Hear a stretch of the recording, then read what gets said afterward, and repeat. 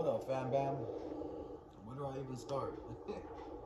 um, there's no clickbait. There's no being around the bush. I'm gonna make this as fast and as simple as I can. It's embarrassing. It's a little personal to talk about it, but I wasn't even gonna do this video. I wasn't even gonna make a video. I was just gonna stay off of social media like I've been doing. I was not gonna get back on YouTube. I was just gonna drop YouTube and leave it alone. But my kids, you know, my teens, they told me, hey, look, Dad, when are you gonna start making YouTube again? When are you gonna start doing that again? You know, we have a new place. My friends like watching you. We like watching you. So I'm back. You know, I wasn't gonna do this, but like I said, it's a little embarrassing. It's a little bit touchy subject, and like I said, it's personal. But I don't want to make this video too long. But like the title says, I almost lost. I did lose a lot of stuff, you know, but I almost lost everything due to my brother. I really don't know where to start or to begin, but everything went down south fast. You know, everything went downhill quick, and my last video you guys see is posted over 8 months ago, but I was having issues prior to that. You know, I was trying to keep it together and you know, really not show my emotions or kind of like give a sense or a hint of what was going on behind camera. But before my last video, man, let me just break it down. When I first started YouTube, I was in luxury townhomes, you know. I was fine where I was at. I had no issues, you know.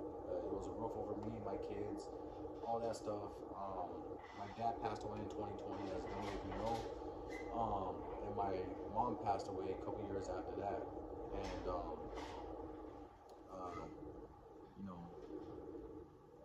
it's just, man, this video is gonna suck. But anyways, my brother came to me because after my dad passed away, he kind of turned his life around. My brother was always in and out of jail, always in and out of prison. We grew up in San Bernardino. He kind of stood with that mentality. I kind of got out of it.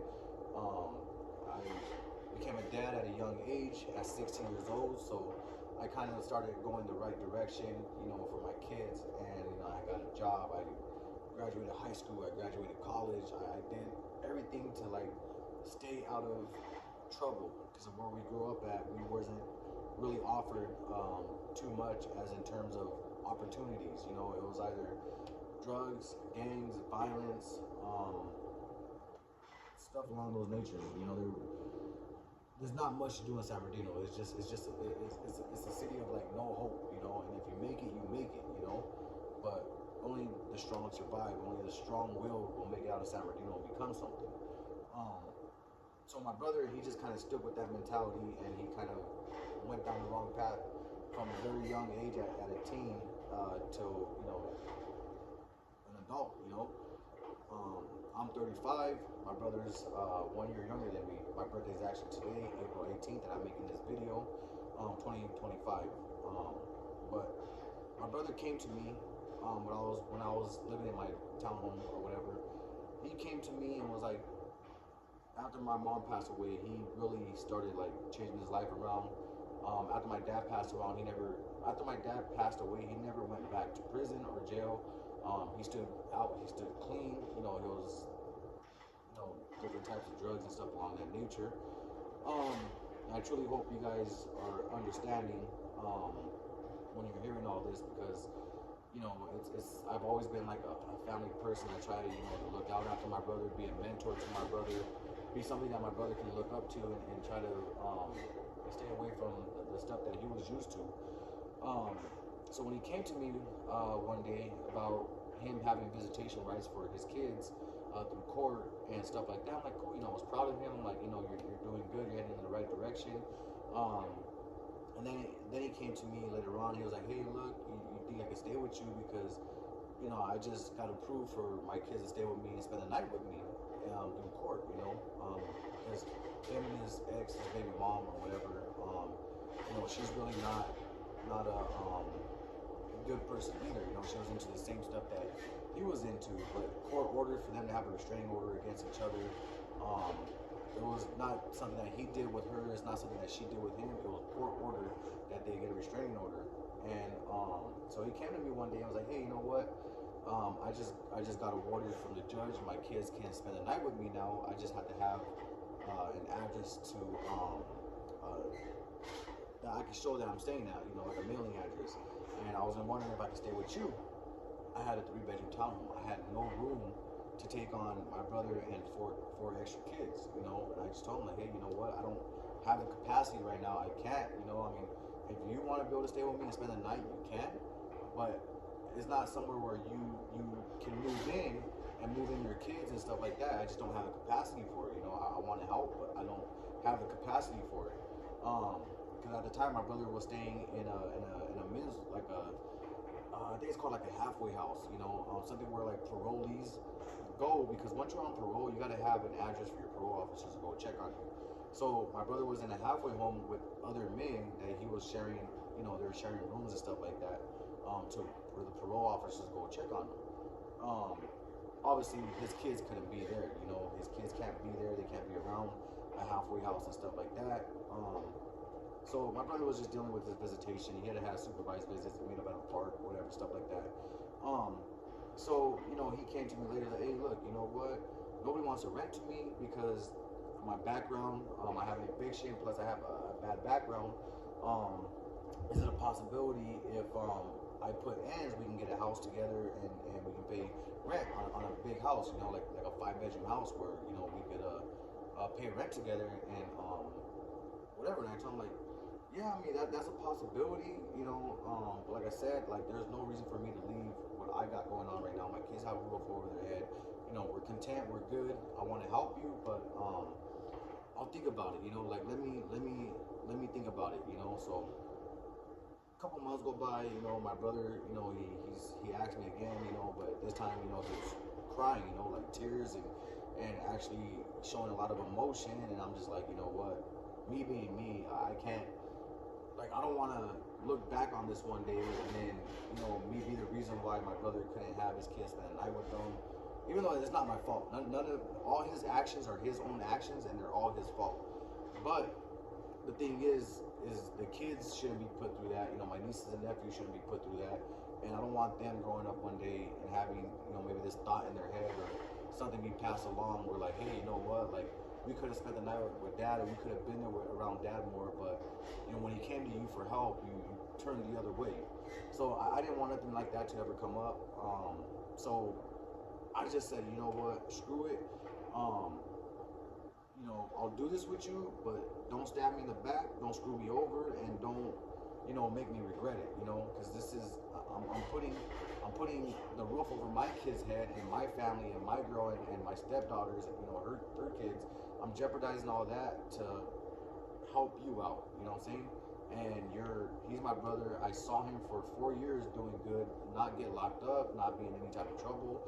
Doing his paroles and his classes and all that stuff, you know, and he's doing real good. And that was another reason why I made the choice to go ahead and get a house with my brother, because I didn't want to see him mess up or anything and just see that, like, you know, him go down the road of, like, you know what, I'm never going to get nothing done, I'm never going to get a house. Like, you know, people who relapse and people that get in trouble again, you know, they're not really given too many chances, so they end up fucking up again and getting locked up again and you know, doing drugs again.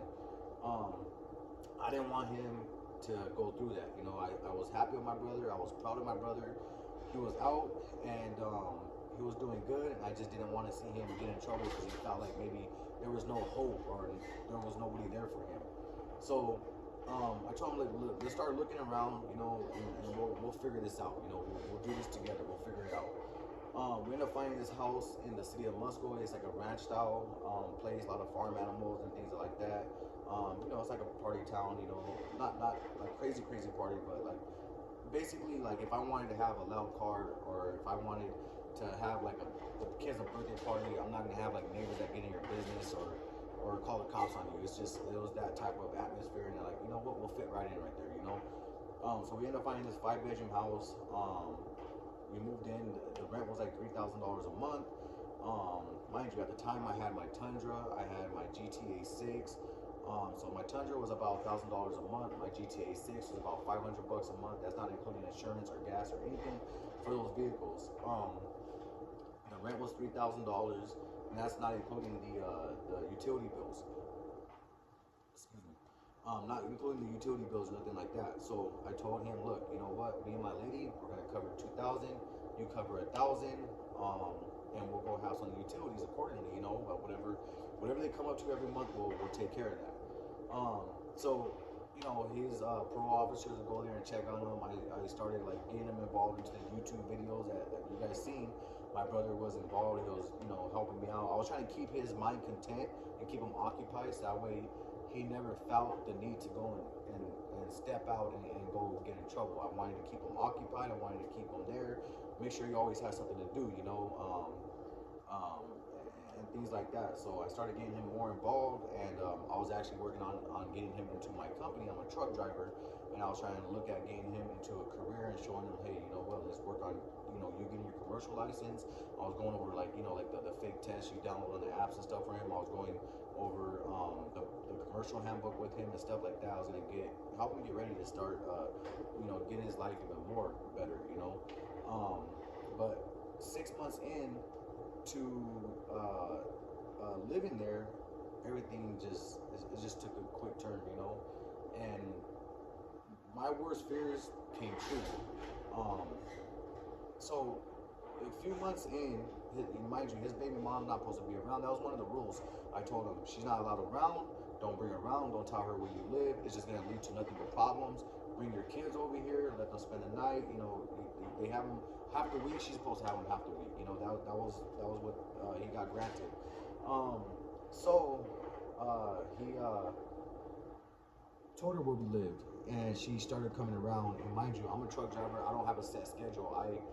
I get a text message from dispatch. You know, I can start at midnight, 11 p.m., 10 p.m., 1 a.m., 2 a.m., 5 a.m., 7 a.m. I can have different start times. One night she came over. I heard arguing in my front yard. Like my window was right there, front yard, and I woke up, went outside. It's like 10 o'clock at night. I have a 1 a.m. start. My brother and his baby mom arguing in the front yard, and I had to tell her to leave. Told him, you know, what are you doing? Why are you even out here arguing with her? You should, you know, do the right thing and call the authority and say, hey, look, she came over here. She's harassing me. She's not supposed to be by me.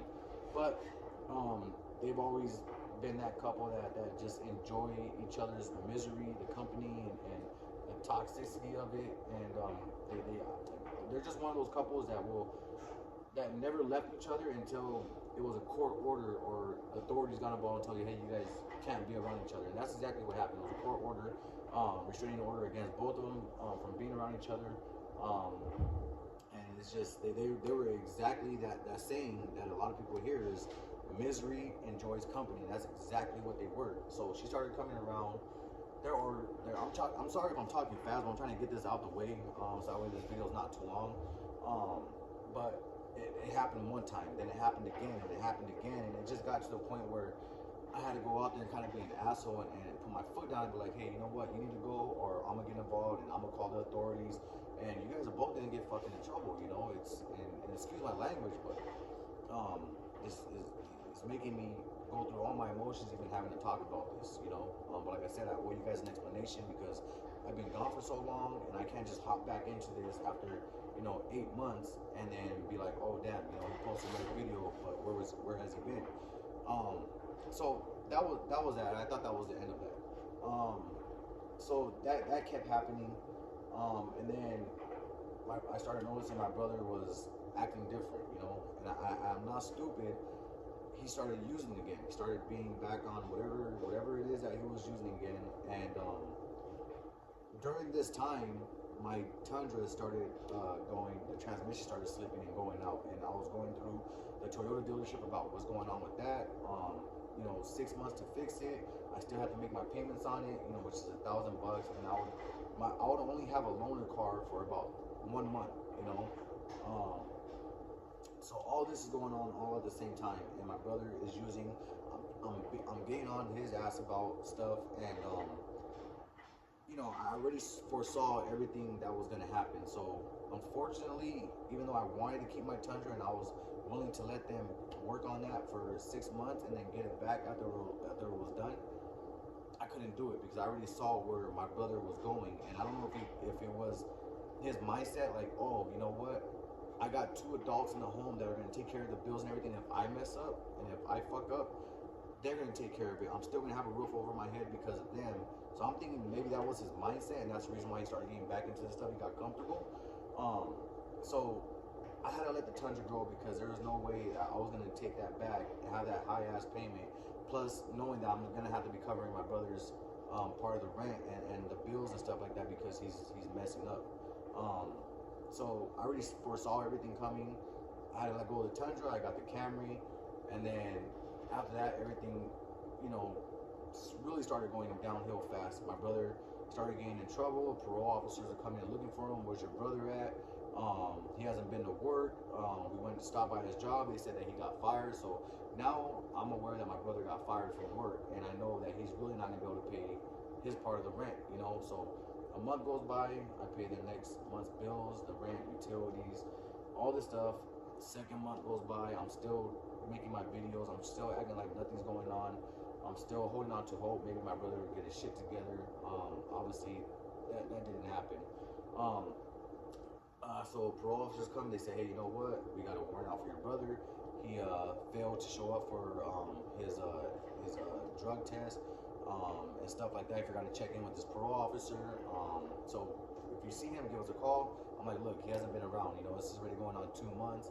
So finally, the 3rd month, I ended up calling his baby mom and say, hey, look, since you came back into Robbie's life and you pretty much know where he's at, I'm moving out. I'm putting my 30-day notice in. I gotta leave because everything that I like doing, my fishing trips, my camping trips, buying car parts and stuff like that, even selling my Infinity for $5,000 that I sold that for to get, I was gonna use that for the Curry differential, which if any of you are familiar with Curry built rear ends, they built some badass rear ends, for the S10. So instead, I had to use that to cover part of my brother's bills and stuff like that. So that money didn't go to what I needed it to go for. So I sold my Infinity to cover my brother's bills. I had to let my Tundra go because there was no way I was gonna be able to get that back and still somehow pay these bills.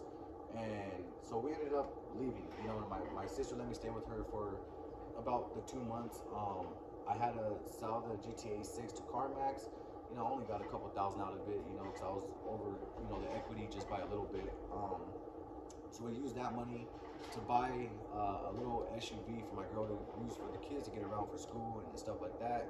I was in my Camry, driving around my Camry back and forth to work, and then, but yeah, once I left, this is where the title comes in.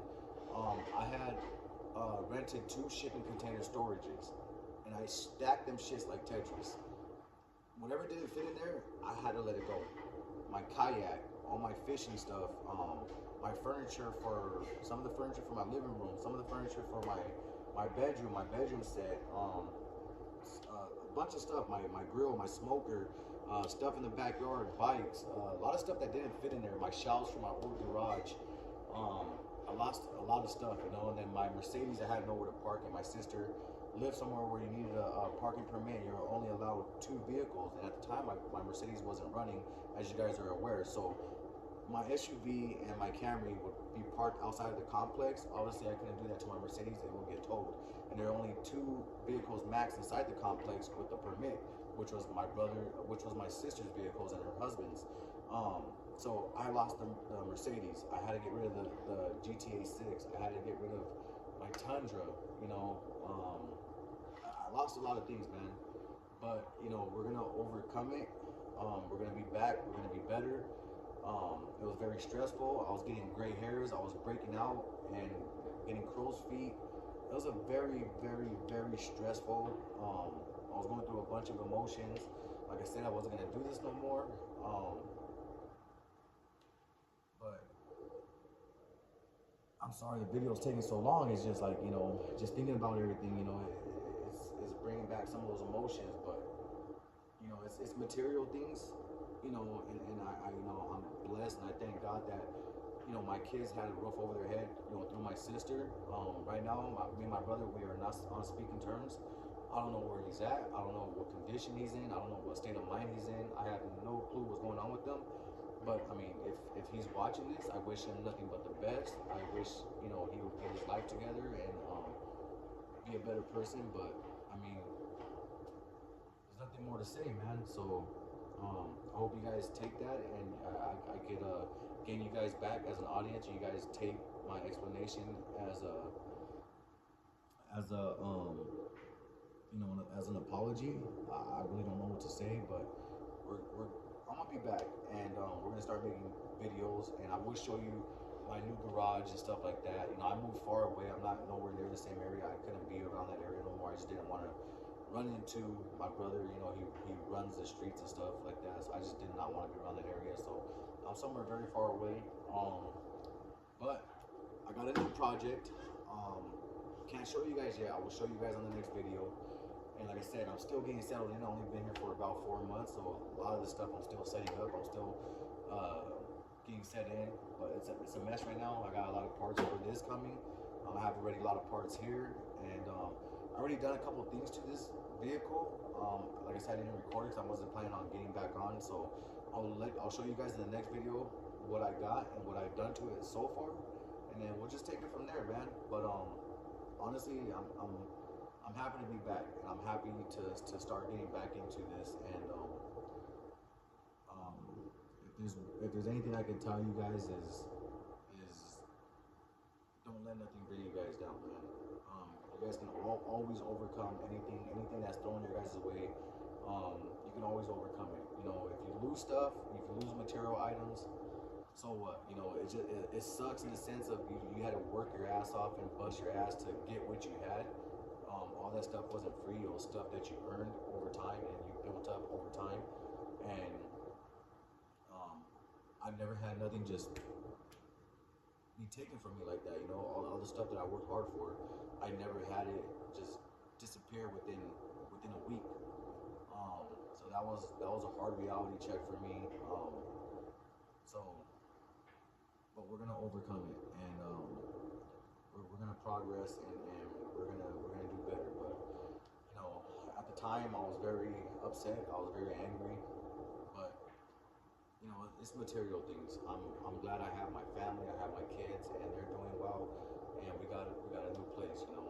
And I'll see you guys on the next one, man. And you know, I'm glad to be back, and I hope to see you guys back as an audience again, and hopefully we can go through this journey together, and you guys can see my progress after all this, you know. But we back, fam bam, so I'll see you guys on the next one.